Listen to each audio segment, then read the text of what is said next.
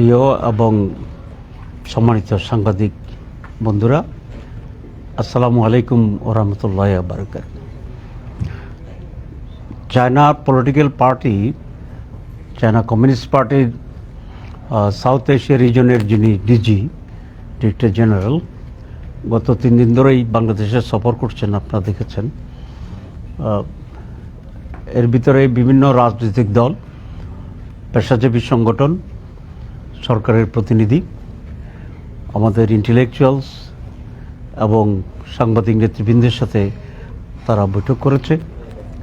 আজকে বাংলাদেশ জামাত ইসলামী ডেলিগেশনের সাথেই তারা বৈঠক করেছেন এবং আমাদের জামাত ইসলামীর যে ডেলিগেশন, সেই ডেলিগেশনে আজকে আমাদের সাথে আছে আমার ডান থেকে মোহাম্মদ সেলিম উদ্দিন, আমাদের কেন্দ্রীয় নির্বাহী পরিষদের সদস্য এবং ঢাকা মহানগর উত্তরের সভাপতি। তারপরে আছেন নুরুল ইসলাম বুলবুল, ঢাকা দক্ষিণের সভাপতি এবং আমাদের নির্বাহী পরিষদ সদস্য। একদম আমার ডানে আছেন রফিকুল ইসলাম খান, উনি জামাত ইসলামের অ্যাসিস্ট্যান্ট সেক্রেটারি জেনারেল। আমার বায়ে মতিউর রহমান আকন্দ, আমাদের নির্বাহী সদস্য এবং জামাতের কেন্দ্রীয় প্রচার সম্পাদক। এরপরে আছে অ্যাডভোকেট জুবায়ের, উনি আমাদের পার্টির অ্যাসিস্ট্যান্ট সেক্রেটারি জেনারেল। আপনারা সবাই চিনেন, তারপরেও ফর্মালি আপনাদের সামনে পরিচয় করে দিয়েছি। আমাদের সাথে বেশ খোলামেলা আলোচনা হয়েছে।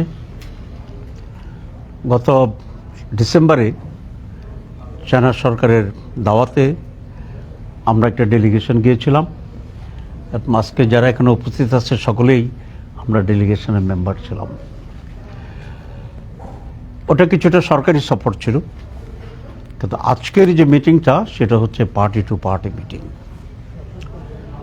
এবং China is a emerging force in the world as well as আমাদের রিজনের। এখানকার ইকোনমি এবং পলিটিক্সে, ইন্টারন্যাশনাল রিলেশনশিপে চায়নার ভূমিকা অত্যন্ত গুরুত্বপূর্ণ। বাংলাদেশ জামাত ইসলামী যেহেতু একটি inclusive Islamic liberal Democratic party এবং আমাদের প্রিন্সিপাল অ্যান্ড পলিসি হচ্ছে জামাত সকলের সাথে একটি সুসম্পর্ক করতে চায়, সরকারি লেভেলে এবং বেসরকারি লেভেলে। সেই হিসাবে আজকে আমরা অত্যন্ত আনন্দের সাথে চায়না কমিউনিস্ট পার্টির প্রতিনিধির সাথে আমরা এখানে মিট করেছি, অনেক খোলামেলা আলোচনা করেছি এবং কতিপয় বিষয় বাংলাদেশের সাথে যে ইন্টারেস্টেড আছে সেগুলো আমরা বলেছি। আমরা প্রথমেই আমাদের চিফ অ্যাডভাইজারকে তারা দাওয়াত দিয়েছে, যে সম্মান দিয়েছে এবং কতিপয় চুক্তি করেছে এবং আশ্বাস দিয়েছে, সেই জন্য ওদেরকে আমরা ধন্যবাদ জানিয়েছি। আমাদের এখানে আপনারা জানেন যে চায়না হচ্ছে এখন প্রধান ইনভেস্টর বাংলাদেশে এবং এটাকে আরও অনেক পরিসরে বৃদ্ধি করার জন্য আমরা রিকোয়েস্ট করেছি, কারণ বাংলাদেশে ইনভেস্টমেন্টের প্রচুর সুবিধা আছে। It's a virgin country almost, আমরা মনে করি।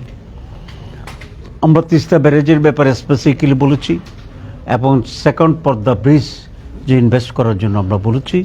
ডিপ সিতে যে পোর্ট হচ্ছে এবং সেটার জন্য আমরা সেখানে ইনভেস্টমেন্টের জন্য বলেছি। আমরা বলেছি ডিপ সি পোর্টের মাধ্যমে যে ব্লু ইকোনমি, সেই ব্লু ইকোনমিকে আরও এগিয়ে নিয়ে যাওয়ার জন্য। আমাদের সাথে রিজিওনাল সিকিউরিটি ইস্যুতে আলোচনা হয়েছে, যে এখানে এই রিজনে যাতে কেউ কারো প্রতি রক্ত চক্ষু দেখাতে না পারে, এই জন্য ব্যালেন্স অফ সিকিউরিটি ইস্যুজ এ ব্যাপারে আমরা তাদের সাথে মত বিনিময় করেছি এবং বাংলাদেশ থেকে ব্যাপকভাবে ছাত্রদেরকে স্কলারশিপ দেওয়ার জন্য আমরা অনুরোধ করেছি। এই কয়েকটি বিষয়ে তারা আমাদের সাথে ঐকমত্য করেছে এবং তারা তাদের গভর্নমেন্টকে এ ব্যাপারে অবহিত করবে এবং প্রয়োজনীয় উদ্যোগ নেওয়ার জন্য রিকোয়েস্ট করবে। আপনারা জানেন যে China communist party and government বলতে গেলে একই সত্তা, নানা পরিসরে আসছে। সুতরাং আমরা আশা করি যে চায়নার সাথে government to government, Jamaat Islami to government, peoples to people, party to party যে রিলেশন, সেটা আরও এনহ্যান্স হবে, আরও বৃদ্ধি পাবে। তারা তাদের ইন্টারন্যাশনাল কনফারেন্সে জামাত ইসলামীকে যে পার্টি দাওয়াত দেওয়ার জন্য তারা আগ্রহ প্রকাশ করেছে, এবং আমরা বলেছি আমরা রেসিপ্রোকালি জামাতের পক্ষ থেকেও চায়না কমিউনিস্ট পার্টির একটি প্রতিনিধিকে বাংলাদেশ সফরের জন্যে আমরা আমন্ত্রণ জানাবো। সে কথা আমরা বলেছি, আমরা এটাকে হোস্ট করব। মৌলিকভাবে কয়েকটি বিষয় আলোচনা হয়েছে, এবং বাংলাদেশ জামাত ইসলামের জন্য আমি মনে করি যে ইটস অ্যান অপরচুনিটি, কারণ এর আগে আমাদের সাথে চায়না কমিউনিস্ট পার্টির বা গভর্নমেন্টের খুব বেশি ইন্টারাকশন ছিল না, কিন্তু এটি এখন অনেক ব্যাপকভাবে ইন্টারাকশন হচ্ছে এবং অনেক দ্রুততার সাথে রিলেশন ইনক্রিজ করছে। আমরা আরেকটি গুরুত্বপূর্ণ বিষয়ে কথা বলেছি, সেটা হচ্ছে রোহিঙ্গা ইস্যু। এবং আপনারা জানেন যে 11 মিলিয়ন বা 12 মিলিয়ন রোহিঙ্গা এখন বাংলাদেশে আছে। তারা অত্যন্ত মানবতার জীবনযাপন করছে।